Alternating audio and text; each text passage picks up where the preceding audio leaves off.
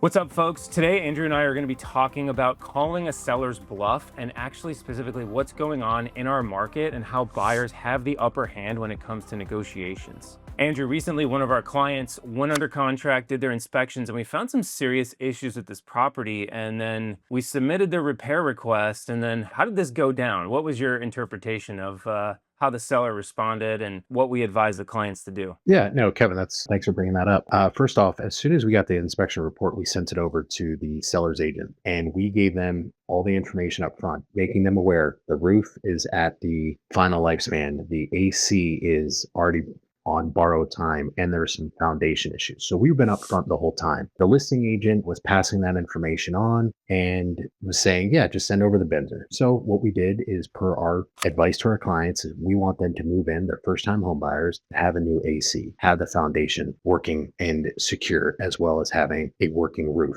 So we put in the requests and we got a response within a few hours later that they're not giving anything. And we No, advised our they clients that, said you can have the flat screen TVs. yeah, the two flat screen TVs. Yes. Yep. Two flat screen TVs, and they'll do $1,000. And in the response, the seller's agent mentioned that, oh, well, we already gave your client 4% in concessions. I went back to him and said, actually, you gave him two because we brought up our purchase price $9,000 to get those extra two. So it was a wash. I said, please relay that to your client. After we canceled, we spoke to our clients and said, look, there's going to be a lot of upfront costs for you when you move in the house. We strongly advise you not to. We sent that over. They're like, okay, let's look at other homes, because you and I, Kevin, we looked at comps. We told the listing agent, hey, you've had one sold home in the last 45 days, 4 pending, 6 available. So our client has options. And that's what I told the listing agent. We have options. We called their bluff. We got a call back the next day asking for, we will do all the repairs. We just want the home sold.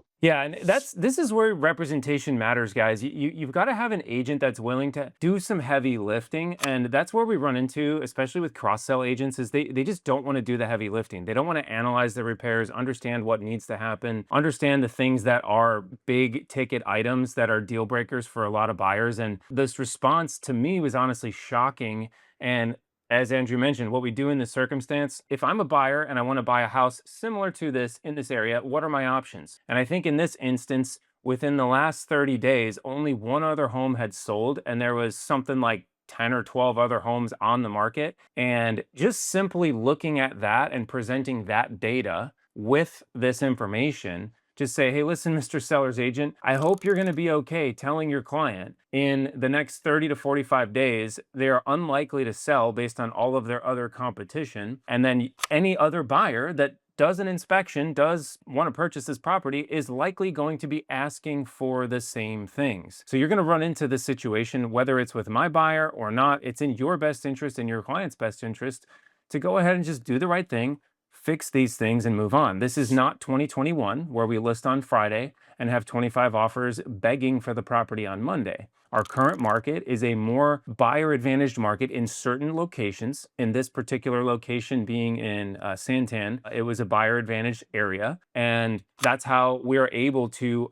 get closing costs. We are able to get all of these repairs taken care of for our first time home buyers that are financially responsible, in a good position to buy their first home, but also we're making sure that they're not going to come up with 15 grand in unexpected, or in this case, 15 grand of expected expense within a short period of time. And I don't think any buyer that is saving up 30, 50K for their first home wants to run into $15,000 of additional expense within their first couple years of home ownership. So that's why it's so important to have an aggressive agent negotiating and marketing on your behalf. So if you're considering purchasing a home in today's market, reach out to us. Andrew and I are more than happy to sit down with you and review your options in the areas that you're considering and make sure that you get the best possible outcome for your home purchase.